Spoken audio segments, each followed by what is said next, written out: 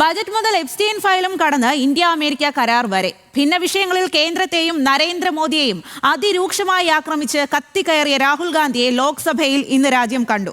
India US കരാർ അസംബന്ധം എന്നതടക്കമുള്ള ആരോപണ ശരങ്ങൾ കേന്ദ്രത്തെ എത്രമാത്രം അസ്വസ്ഥരാക്കി എന്നതിന് സഭയിലെ തന്നെ അവരുടെ പെരുമാറ്റം തെളിവാണ്.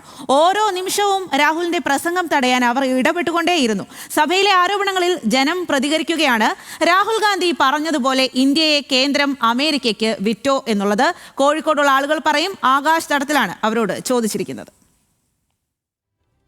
ഇന്ത്യ US കരാർ വലിയ നേട്ടമായി കേന്ദ്ര സർക്കാർ എടുത്തു പറയുമ്പോഴും പ്രതിപക്ഷം വലിയ രീതിയിലുള്ള വിമർശനവും പ്രതിഷേധവുമാണ് ഉയർത്തുന്നത്.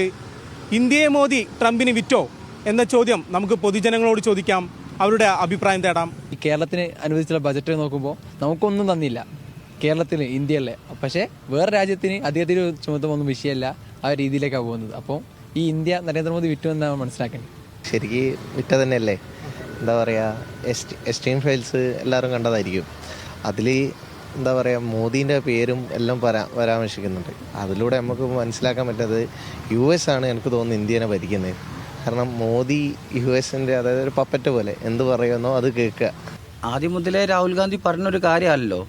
ഇപ്പോൾ നമ്മളെ ഈ ഒരു ഇലക്ഷൻ്റെ ഇതായിട്ട് മുന്നോടിയായിട്ട് വന്നപ്പോൾ രാഹുൽ ഗാന്ധി പറഞ്ഞതാണ് ഇന്ത്യനെ വിറ്റെന്നുള്ളത്. വെച്ചാൽ മറ്റേ നമ്മളെ എയർ ഇന്ത്യ, പിന്നെ ഇപ്പോൾ റെയിൽവേൻ്റെ, ഇപ്പോൾ കേരളത്തിൽ നിന്ന് വെച്ച് നോക്കുകയാണെങ്കിൽ KCBൻ്റെത്, ഇതൊക്കെ നോക്കുകയാണെങ്കിൽ രാഹുൽ ഗാന്ധി പറഞ്ഞത് കറക്റ്റാണ്.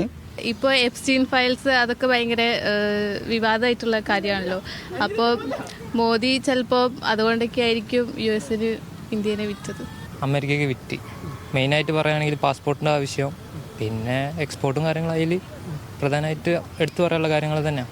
പിന്നെ മോദി പാസ്പോർട്ടല്ല മറ്റേ കുറേ കാര്യങ്ങൾ കുറച്ച് പോക്കാണ്. പിന്നെ പൊതുവെ വേറെ ഒരു കാര്യം പറഞ്ഞാൽ ഇപ്പോൾ എപ്സ്റ്റീൻ ഫയൽസ് എന്ന് പറഞ്ഞൊരു സംഭവം ടോക്കെ പറയുന്നുണ്ട്. അപ്പോൾ മൊത്തത്തിൽ മോദിൻ്റെ ഉള്ള ഇനിയിപ്പോൾ അടുത്ത ഭരണത്തിലേക്ക് വരാനുള്ള സാധ്യത കുറവായിരിക്കും. ഇന്ത്യ US കരാറിന്റെ ഭാഗമായി ഇന്ത്യയെ മോദി ട്രംപിന് വിറ്റെന്നാണ് ഭൂരിപക്ഷ അഭിപ്രായം. കൂടാതെ പ്രതിപക്ഷം ഉന്നയിക്കുന്ന ആരോപണങ്ങളിൽ കഴമ്പുണ്ടെന്നും നിരവധി പേർ പറയുന്നു. കോഴിക്കോട് നിന്നും ആകാശ്, ന്യൂസ് മലയാളം.